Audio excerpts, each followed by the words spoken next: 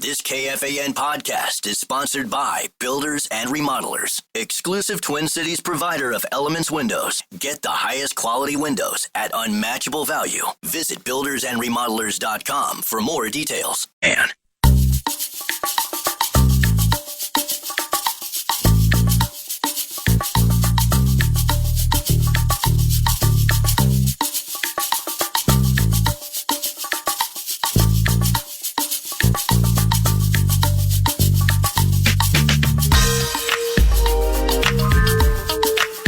very special time, 9 to noon right now, ladies and gentlemen. 9 to noon. Welcome back. It's 11:06. As we say hello, STEAM teamers. Kevin Gorg, Angela Hermann. Great having my Canterbury family here at FM 100.3 KFAN. And it's great to celebrate HOF. I'm calling it H.O. Jeff. All right. Nordo came up with that name the other day, and I'm gravy training it. That's solid. H.O. Jeff. It's Canterbury Hall of Fame night, Canterbury Park, where the people come to play, including tonight at 5 o'clock. We have a Hall of Fame. Those of you who've come to the racetrack, as you head up the escalators, you'll see the pictures and everything. Hall of Fame night is tomorrow night, and several are being inducted into the CBY Hall of Fame. But for the purpose of today's conversation, we have H.O. Jeff. H.O. Jeff. Jeff Maday, the Media and Public Relations Manager. Jeffrey, good morning. How are you? Well, Paul, I'm doing great. Thanks for having me. I mean, He hates this. He hates the attention. Awesome. How, Jeff Maday, how excited are you to talk about this on the radio? Your Hall of Fame induction tomorrow night and becoming H.O. Jeff. Well, I'll say this, that I'm humbled and grateful, but I like to stay behind the scenes. So I've tried to avoid, like, people ask me who's going to the Hall of Fame. It's ready to run away. It's Joe Novak. Never mention myself, because how do you do that? That's strange. So, but it is an honor. It's, it's been a labor of love. It's been a mission at Canterbury for 31 years. So I am really humbled by it. Before we chop it up with some CBY related stories, wax nostalgic about Dark Star, why we all love working with each other and have for many years in such a unique it's very unique, CBY track flag. That's the Twitter handle for the Canterbury Park Press Box. And we, Angela, Kevin, Jeff, and I, have all worked together quite some time in that press box. But before we get into some ancillary related things, seriously speaking, for those who may have heard your name referenced, or they've been to Canterbury Park and they've seen you, or they know your name because you've helped them or something like that. Outside of that, where did you go to high school? Where did you go to college? And what led you into horse racing? Those are fair questions. So my dad was a public school teacher. I ended up at a parochial school. Mm-hmm. I think they sent me there to keep me out of trouble, but it was St. Croix Lutheran. It was like 300 people. So I got in all sorts of trouble there. I think they made the wrong move. But from there, I went on to Hamlin. What kind of trouble? A lot of things, man. Look at that smile. It was the 70s. We ain't seen that smile since BSM Jet Smooth's Billy won by 3. Now, I'm a proud piper. I know Kevin is, he's a Tommy. It's, the only piper we've ever hired at Canterbury was Brian Aragoni. And then along came the owner, Extreme Racing, Mike McGowan. He's the most successful piper I've ever met. Got his own private plane. Right, yeah. Unbelievable. Jeez, really? Yeah. Nice. But racing, I just kind of became a fan of Canterbury in the Canterbury Downs days, and tried handicapping, but ended up through a series of things with a future ex-wife. I ended up being a groom at Canterbury Downs in 1991, taking care of horses. So we're about the same age. So you're about 19, 20, 21 at that time, right? Canterbury Downs. I was a little older than that. Yeah, okay. when Canterbury Downs opened in 1985, it was like 19 or 20. But then when I became a groom, that was 6 years later. Mid-20s, really no direction in life, and there I went. And here you are. And never got run over by a horse, really, which was probably a pretty good thing for me. But it was weird for a city kid who'd never really been around horses to all of a sudden be taken care of at a training center near Canterbury and then at the track as well. Right. 24 horses, cleaning stalls and brushing horses and bringing them in and out. And it was quite an experience and really taught me. I always say I learned more that summer about the sport than I did ever on the front side, because you learn to respect The horse. It's all about the racehorse to me. That's and beautiful. so that was really that was where it all started for me. What bit you? I remember going out there in the Downs days with my high school buddies the summer after we graduated. I had never been to a horse race. I had never really watched a horse race. I had seen pictures of the Kentucky Derby on the Sports Illustrateds at my buddies' houses, but I didn't know anything about the game. And I got there, and the rush of having that ticket in my hand and hearing the bell ring and seeing the horses thundering around that track, it bit me. What bit you that first year? Well, literally what bit me was Stillwater Billy. But yes. That's a whole different story. That was a horse. But, I remember Billy. People of my age, if you go back to Secretariat, right? I mean, who didn't have that Scholastic Books poster of Secretariat on your wall? I did. I mean, I think everyone my age did. So right next to Cheryl Teagues for me. And Farrah Fawcett for me. Yeah, Farrah Fawcett. Angela, cover your ears. And Adrienne Barbeau's. I was soon to be born, so no posters for me quite yet. But it's, that's kind of You where didn't have a Burt Reynolds? Okay, racing started, right? For a lot of people my age was with Secretariat. And then that was years before Canterbury Downs opened. And what really attracted me to it was the challenge of handicapping, right? Before the horse became the main focus, was just solving that puzzle, trying to figure out how to win at this game. And there was long before the internet. I mean, it was an effort to get you remember going to the racing. Yep. You go to Ken and Norm's on Chicago Avenue to get a racing form, or downtown to Shinders. Yep, that's where I would go. Hump's Market on 24th and Nicollet. I mean, there was a time Kevin didn't yell, "Angela, can you print Wednesday for me?" Those were the days. It was an effort just to get started in handicapping. You had to get in the car and drive. Yeah. Just to lay it out, we said the names, and most of you know all of the names, or certainly some of them. But when I say the STEAM team is with Angela Hermann, Kevin Gorg, yours truly, Paul Allen, Jeff Maday came up with that name. We all handicap races for the public. Thus, we deliver STEAM. And Angela and Kevin do the majority of the handicapping. I call the races. Kevin is the chief backup racetrack announcer, along with an analyst at Canterbury. Angela, at one point, when she called races in Northern California, was hired as the first female full-time racetrack announcer, and ended up back in Minnesota at Canterbury, where she loves. So that's and Jeff is the media relations, public relations conduit, and kind of our press box boss for all that we do. Jeff and I have worked together since the first day I got to Minnesota in 1995 full time. Kevin and Jeff have known each other for some time. Then we got Angela.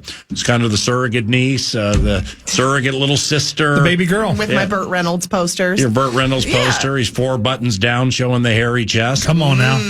Sounds good to me. Well, Jeff was the first person to really give me my shot at Canterbury Park. I mean, I worked there in a couple of spots, and just one day noticing that somebody underage might have been trying to gamble with a friend of his, it's, okay, well, who'd you pick? Because, you think Jeff's going to bust you, and instead he just asks you, well, who's your horse? And then eventually... Welcome to the racetrack. Right. If you start picking enough winners, then he says, well, I need somebody in the information booth. Would you ever do that? Yeah. Sure.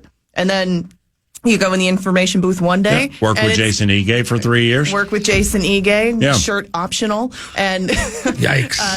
You get to know everybody there, and then you get that same love for the people that Jeff has, and that continues to today. But I know that he's told us, and he gives us a very brief version, but you gave me my first shot at Canterbury. What switched that passion, being on the backside and working with the people that you love and learning so much, to wanting to come up to the front side of things in the grandstand and do what you do today? Hey. Well, I did after that 91 season, I ended up out in San Francisco, where you were probably right after that. And I spent I was there in 93. So I left right before that. I ended up leaving the West Coast and heading over to Fauner Park, which you were a race caller at Fauner. Were you at Golden Gate Fields or Bay Meadows? Wasn't working. I was actually working. I was living in the city and just going to the track. So I go to both and to the fairs as well. Yeah. And that was I was doing a lot of handicapping. I tried to make a living betting horses. It didn't work out so well. That's tough. I tried tough. Yeah, but you'd bet like 100 a race, which was a lot for me then, and I was unemployed at the time. 100 a race is a lot now. Well, it was. I thought I could do it, and you have success, and then you don't. But so I ended up going over. And then you're like the Oracle, and you start making $500 show bets. That's desperation. Ended up at Fauner Park, then at Exarban, which is now closed in Omaha. Came back to the Twin Cities, went back to school, went back to Hamlin to get a teaching degree, teaching certificate, and that's when the Sampsons and Dale Sheinian bought the track. So I took a job at the track right away because it gives you an excuse to go to the track. I got to go to work. Yep. And it could be why I'm divorced. I don't know.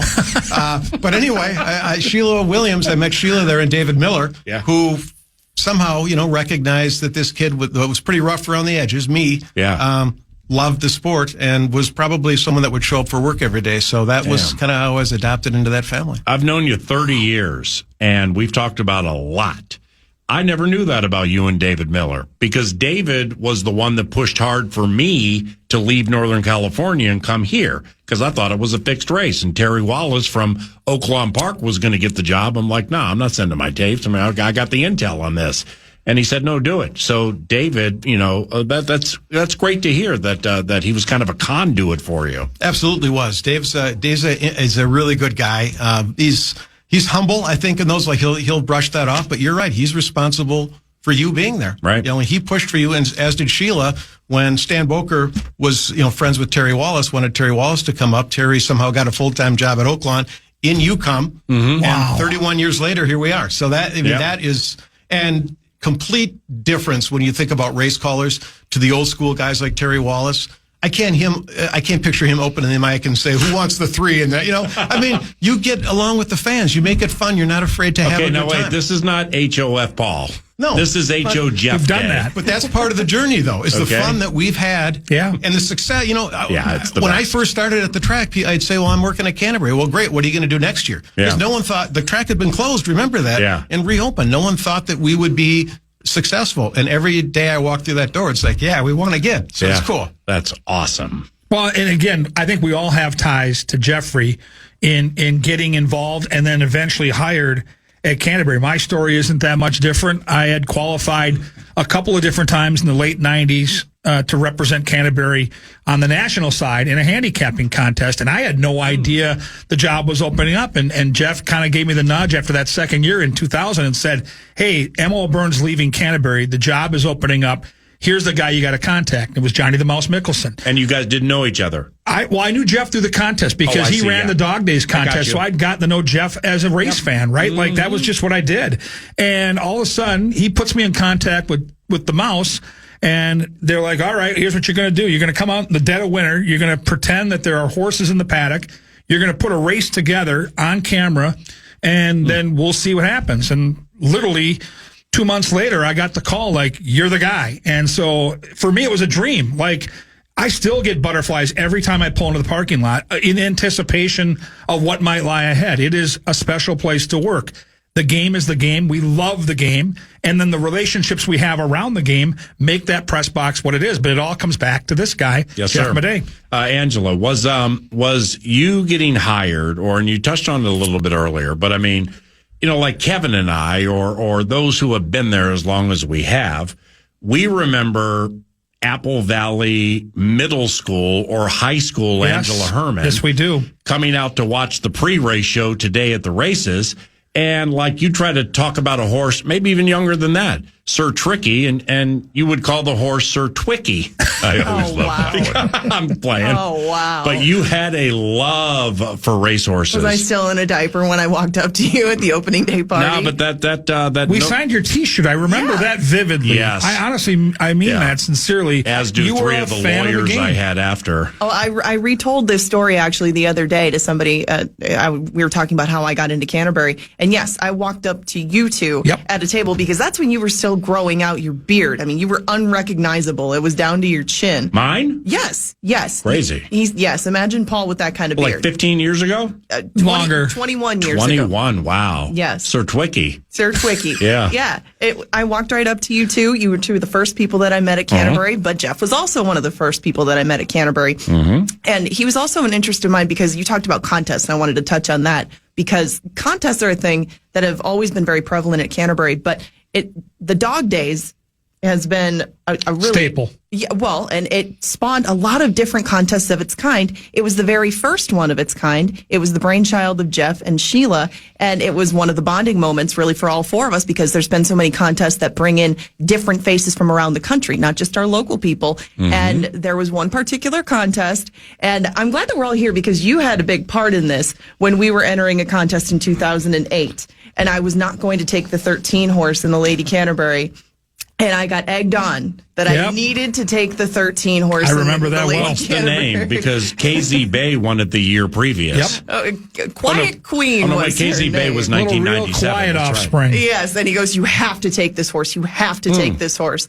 And the only time that I think Jeff and I have ever really had a tiff was after that contest, because Jeff was leading the entire way, and I somehow snaked a 30-1 shot in there, and he finished second in that contest. And I think for how many years do you think after that you would walk by and go, that horse is by pulpit, I win. And that was all you would say. And that might not have been wrong. Well, it's the truth, but that's the kind of relationship that I have with Jeff. That's about the only time that I can think of us tipping. And if that's the worst that it was, then that's what kind of person he is. And the contest thing was a part of our bond, but it brings a lot of people together at Canterbury. Yeah. And it bonds a lot of people for a long time. And that is definitely due to Jeff and Sheila and the attention that they pay to it and how they constantly pay attention to how they can grow it and make it better. And I think that you two are very associated with Canterbury. You know, you can immediately say the names Paul Allen and Kevin Gorg, but everybody knows Jeff. It's just that Jeff does try to stay behind the scenes. And it's Jeff? Yes. Jeff is very much a part of everything, as much or more than anyone in that company. And it's just that he's off doing the next thing, so you don't necessarily get to know his name. But if you don't, you should, because he is part of everything there. We're talking about a coworker of ours, but a dear friend of ours for many, many years. His name is Jeff Maday, and Canterbury Park has a Hall of Fame yearly, a Hall of Fame induction, and tomorrow night is Hall of Fame induction night. And Jeff is quasi-reluctantly going into the Canterbury Park Hall of Fame, and I can say that because it's like Jeff in his office in the Canterbury Park press box. There's a red chair there that's super comfortable. And the chair's so old that I would swear there was a chair in the middle of a cornfield and somebody looked at it and said, hey, let's build a racetrack around that chair. I always love that. But I sit in it quite a bit, and Jeff and I talk quite a bit year round. So why I bring that up is because for 8, 10, 11 years, I actually got mad a couple of times being like, why aren't you in the Hall of Fame? Why aren't you acquiescing? Why aren't you relenting here? Your speech can be 3 minutes if you want. It can be 3 seconds if you want. But you mean so much to this racetrack, and you love it here so much and care about it so much. You're HOF, man. And you kept it at arm's distance for quite some time. What changed? Like, why are you going in now, H.O. Jeff? So I'm still asking that question. They snuck around. See, I head up the head of the Hall of Fame committee. Which was a way of preventing anything from happening. Correct. But somehow they snuck, really? They snuck behind my back, and I tried to do that for 5 years with Rachel Blunt, Lori Locken, and some others. Just make this happen. No, Jeff doesn't want it. You don't understand. He blocked himself for a while. He did. Oh, no, that was not going to happen this year. There were 2 new members of the committee that would absolutely not allow that to happen. Yeah. We voted. We have official ballots. There was no way that he could officially refute it after he saw enough votes to be voted in. It was using his own rules against him, and here he is. Yeah. How about, a few weeks ago when Kevin and I or Angela and I or whomever, we would say like, all right, well, HOF night, what are you going to wear? Hey, who do you guys like in the 4th at Will Rogers? No. Well, who's going to introduce you? Wow, did you just see that horse win by 10 at Gulfstream? He just wouldn't talk about it. So, like, getting him in here right now, that's why when we were all working together yesterday and working the races and stuff, and all the jobs are super cool, but like all jobs, sometimes things get tedious and we get tired and the hours can get long and, it involves betting. So therefore we can lose occasionally and be sour about it.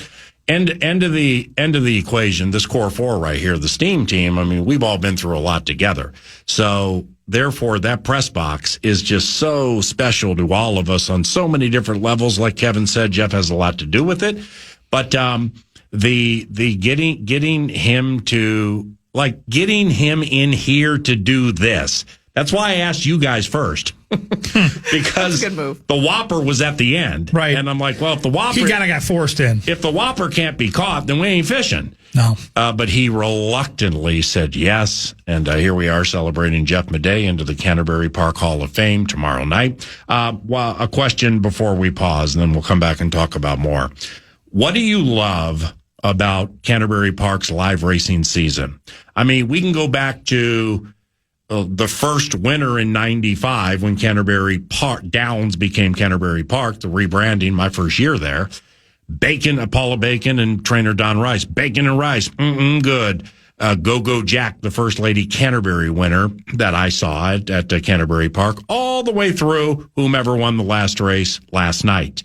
Sam says. What Sam says. Great call, by the way. Thank you. Coley and I listened to it as I was taking her to the airport. You nailed it. You gave me an easy one. But anyway, what do you love about the live racing seasons? You know, that first winner, Billy 3, I think the name was. If you look at the winner's circle picture, standing along the fence behind the winner's circle, Kevin Gorg. Yep. I mean, I looked at that picture. Who is that guy? Tony Worley and I were out there for opening night. We were so damn excited. Like, when Canterbury closed, this is the our best. hearts were broken. I mean, we were driving to Fargo. We were driving to Altoona, Iowa to play the horses. We love the game, right? Off-track betting? Yes, because Canterbury shut down. You couldn't do anything in Shakopee. And when that place reopened and the Sampsons took over, I'm telling you, it was Christmas Day. And so, we were down there celebrating that first winner. I didn't miss a day that year. I mean, I didn't miss a day when it reopened, because when it's taken away, you realize just how special that place is. I think I missed one day when my daughter was born. That was it. But that first year. But and I was working in the info center at that time. But what do I love about the live season? It's like, and I say this with all due respect, it's like the circus comes to town, right? Yep. Here comes everybody that you've been seeing That's so for years. perfectly stated. And it's so much fun with the trainers, the jockeys, the horses, the customers as well, that you don't see, that are only live racing fans. And that's really, it's fun, because those are relationships that have been going now for 30 years in a lot of cases. And that's really what keeps me going. I mean, I absolutely love it. I want to, in our final segment, next segment, I want to share some memories. And some of these memories specifically involve the memory of one person. Down memory lane we go. Who I know is probably maybe your lifetime best friend. H.O. Jeff Day, 9 to noon at FM 100.3 KFAN. He's Jeff Maday with Kevin Gorg and Angela Hermann. I'm Paul Allen. We are the Steam Team. Nordo has something steamy up his sleeve. It's called the cash thing. He's about ready to give away some money, but you got to be careful. You have 4 racetrack raised people in here, so if you got money up your sleeve, we might try to pilfer it from you to play that pick 5 tonight. The Fan, along with BigDeck.com, want to give you a shot at some bonus bucks with the National Cash Contest. The keyword is bank. Just enter that in at KFAN.com. Might win some money to put it in the bank.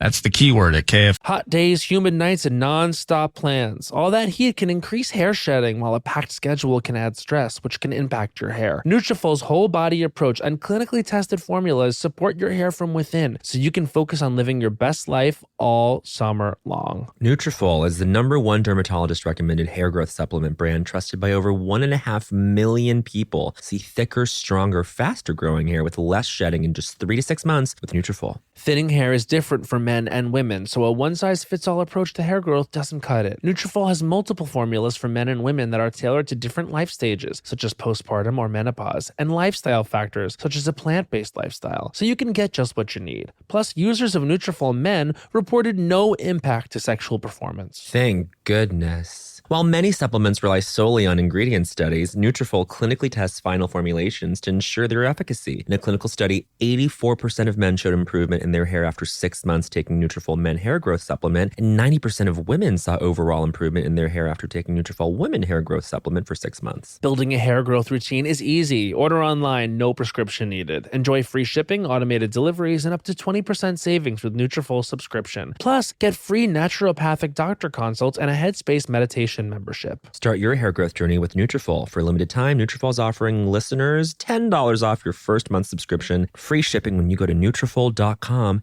Enter promo code CULTURISTAS. Find out why Nutrafol is the best-selling hair growth supplement brand at Nutrafol.com. Spelled Nutrafol.com. Promo code CULTURISTAS. That's Nutrafol.com. Promo code CULTURISTAS. And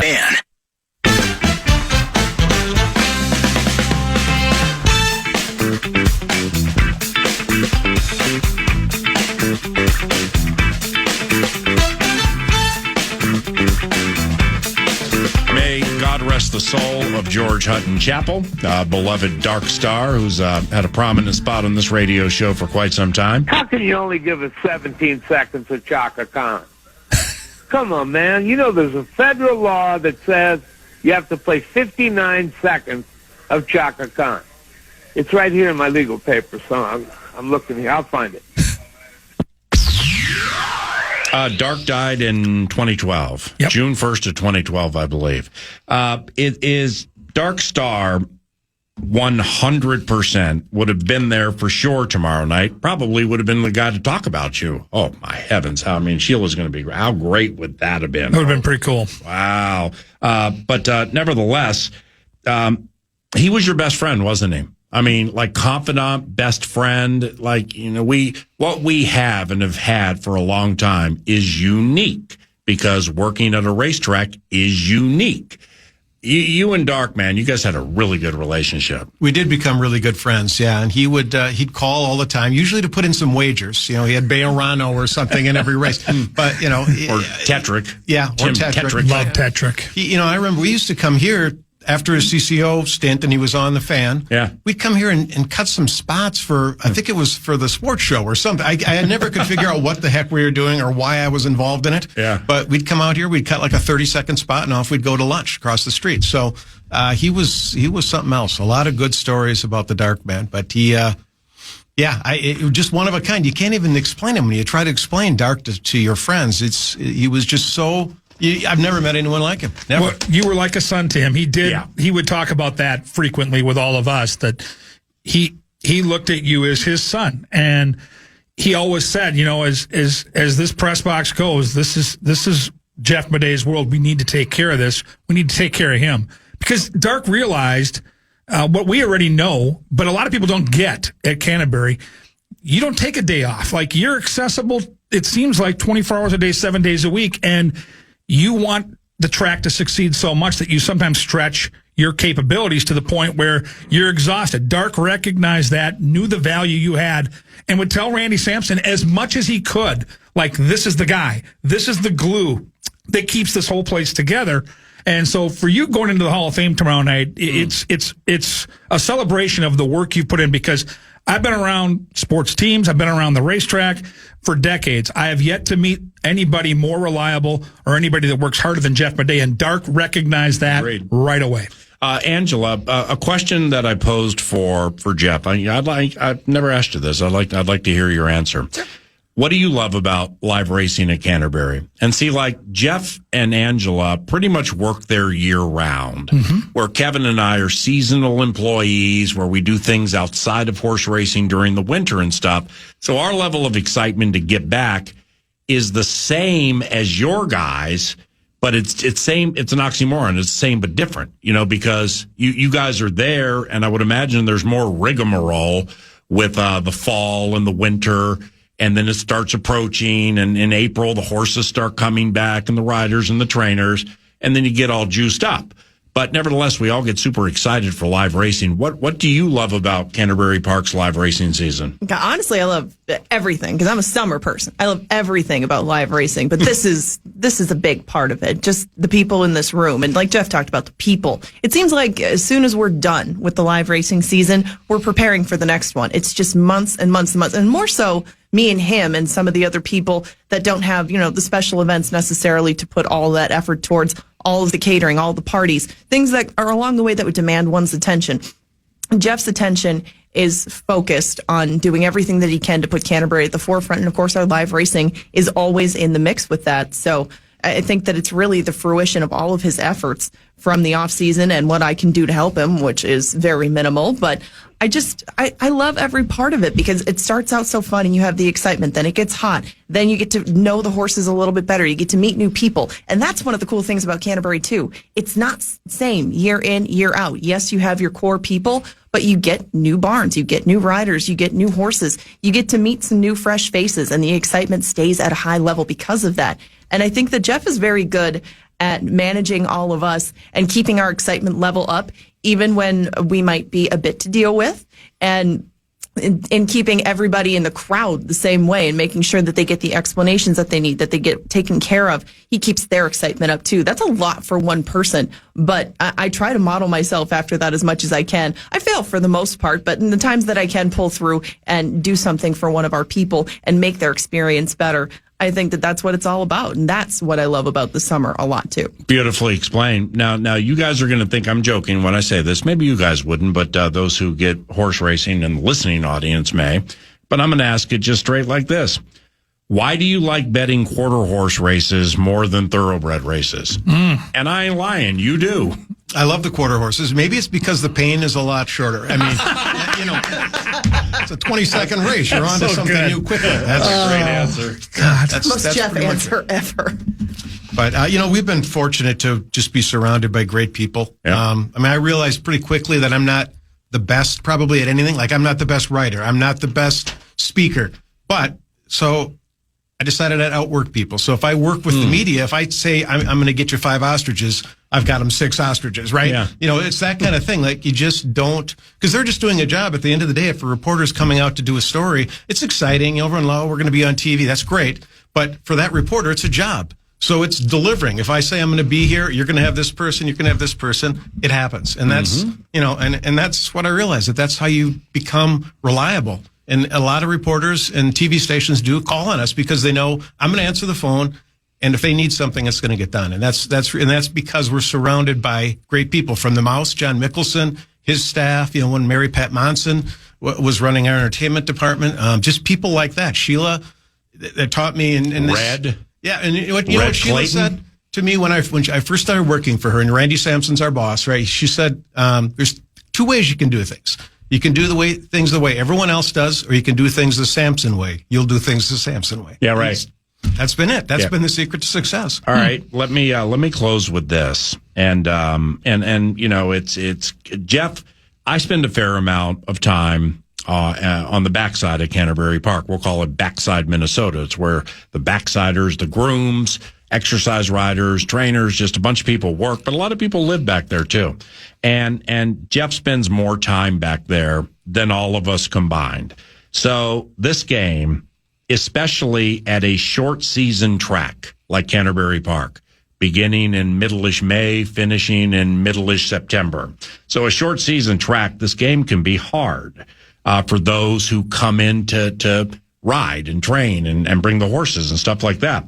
What do you enjoy when mingling with, say, trainers, jockeys, those who live and work at backside Minnesota, the backside of the track where the barns and the dorms and the chapel and the cafeteria and stuff are? Well, I love going to the backstretch and not like asking you, well, you got this horse in tonight, what do you think? Because I'm not looking for that kind of information, but I'd rather that hear... sucks because Kevin, Angela, and I are. Well, if I listened to every trainer's tips, I'd be broke. Yeah. More broke than I am. I just like learning about their lives, right? And about their families and about what's going on with their lives. Because you're right, they're... in a lot of ways, and you went through this, Paul, and I guess I did at one point, it's like a gypsy lifestyle. You're at Canterbury for 5 months, then maybe you're in Chicago for a short stint, then you're down in Texas, you're in Phoenix, or wherever it is you're going, you're moving constantly. So, and they've got families just like anyone else. They've got lives that they're trying to live just like the rest of us. So to learn about, their families and what their kids are doing. And we got, two weddings coming up here with backsiders with kids that we knew when they were just like youngsters, like 5, 6 years old. Now, wow. Joel Byrne's daughter getting married. Yeah. Dave Van Winkle's daughter getting married. These are kids that we knew when they were infants. So it's that's what I enjoy about it. It's just they invite you into their barn, let you learn about them, and it's so when we get to welcome them back every year, it's really special. Speaking of really special, these 2 segments have been very special on many levels. Close with, is there anything you would like to share about Canterbury Park, your Hall of Fame night, H.O. Jeff? Anything you guys would like to share about Jeff before we say goodbye? I would just like to point out to you, as many different places as we've gone and as many different things as we do, I think it's so important for you to know that we all come back as excited as we are to Canterbury because of what we talked about today, but I hope you know how much it's because of you. Yeah. It's a real pleasure to be a team with all of you and to put on the show that we do. And I think that you very much deserve this honor. Yeah, we're going to enjoy that tomorrow night because we all respect and love what you've meant to us as friends, as coworkers, but what you've most meant to horse racing in Minnesota. The tie that binds us together is the love of the game. And it's rare to come across somebody that's the real deal. And you've been that real deal from day one for all of us. And tomorrow night is about you for sure. But all of us that have been in that press box, from the Oracle to PA to Ange, myself, the Litz, all those people, it is about celebrating somebody that has had a huge impact on our careers and on our lives. So it's going to be an awesome night. Amen. For your family, but for all of us in the press box as well. It's for me, it's hard to find genuine people you can trust and people who don't constantly talk behind the backs of others. That's you. And it's prevalent in jobs that I have, all walks of life. You can be trusted, and you're salt of the earth, man. And you don't make it a point to talk behind people's backs. I just really, really enjoy your company, and I really enjoy the fact that you've saved my job 2 times at Canterbury Park when I tried to burn the racetrack down. One was a trash can receptacle. The other was up on the roof, maybe during a fireworks show, and all of a sudden they're looking up at the roof saying, "Aren't the fireworks supposed to be over there? Why is the roof on fire?" And I ain't lying about that either. Business, before we go, we got about a minute here. 5 o'clock racing tonight. We have, it's not Buck Night, it's $2 night, right? Night, yeah. Can somebody explain it? Yeah, $2 beers, 2 for 1 hot dogs, $2 admission. I mean, it's $2 for just about everything. This is a great night to bring somebody out. If they've not been to the races and they're not experienced with the Canterbury experience, introduce them to it tonight. It's a fun atmosphere. It's a little more laid back than some of the other nights that we have. And we've got quarter horse racing in the mix, so Jeff will be a happy camper. Don't know about Kevin, but we got a lot of good races tonight, and I hope that the slate is as exciting as it looks on paper. We're going to give media and public relations guy the promotional moment off in honor of H.O. Jeff. So, Angela, Sunday at 1 o'clock, Family Day, and Extreme Day. What's Extreme Day, Angela? It's a real zoo. Yeah, we all get to handle different animal races. And that's right, not horses, not dogs. We're going to bring in camel, we're going to bring ostrich, and zebra races. Now, I don't know if Paul or Kevin are going to dress up like their respective animals. I'm not totally sure. That would be fun to see. You will notice my zebra apparel, and I will be calling it Zebra Race. Yeah.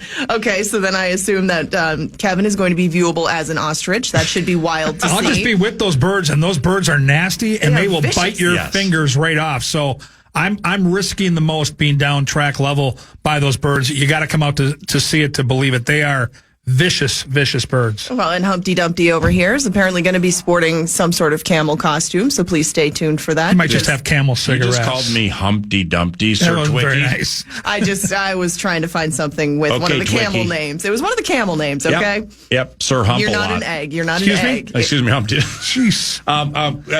13 seconds. You don't have to elaborate, Kevin. Tonight, if anybody's coming out, give us one on whom they can bet $20 and feel good about it. Well, it's going to... Remember, we got to be on the turf for this to happen, but it's the power play. It's race 5. It's number 4, Island Jive. Thank you. Don's the hood for this, as Dark would say. Race 5, number 4, free money. Covenant claps, H.O. Jeff. Congratulations, brother. Congratulations.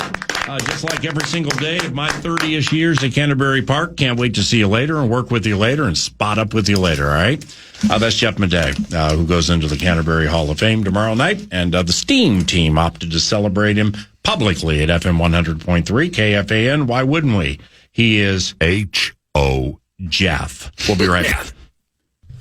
Hey, thank you very much for listening to 9 to Noon. Hopefully I'll see you at Canterbury Park, where the people come to play. Canterbury Park, where Nordo seemingly beats us every single day. Horses sing, ba-ba-ba-ba-ba. That's tonight, 5 o'clock. I'm sitting on my winnings, though. I know. I got to go back. I know. You don't have People to are starting to get frustrated about it, though. It's not fair. I got to give the casino a chance to win some money once in a while. The owner of the racetrack last night said he hated you. And I said, that's too strong to use that word hate, Randy. So they just want you back. Try to get a crack at that 580 you took from us on the felt about 3 weeks ago. Hey, may God bless all of you. Thank you very much for listening to 9 to Noon. And I'm Paul Allen. Here comes, is it Big Daddy Khan or is it Sir Humps-a-Lot with the rap on the show? Good stuff. Now, what did I do wrong? The game is over. 9 to Noon, guess it's time for the wrap. I'll understand if you all stand and clap. It's a sports-centric show, an energy zap, and the host tries to keep fresh like he says, no cap. Now, depending on your taste, it's repetitive. Depending on the time slot, it's kind of like a sedative. Around here, we never, ever use the word abyss. Team previews, wait till next week. We can't miss. Scott Lieber talked about meeting Dave Matthews, many a person's jam band fave. I remember asking a girl to prom, putting cash into me on an ill-conceived mixtape, a burn CD. Long story short, she actually said no. It was a tough blow to my fragile 16-year-old ego. Off to the lake. If needed, I'm on call. Host still holding out hope he gets to meet Sir Paul. H.O. Jeff. Podcast today's Paul Allen Show, or listen back to previous show and interviews by going to the iHeartRadio app or KFAN.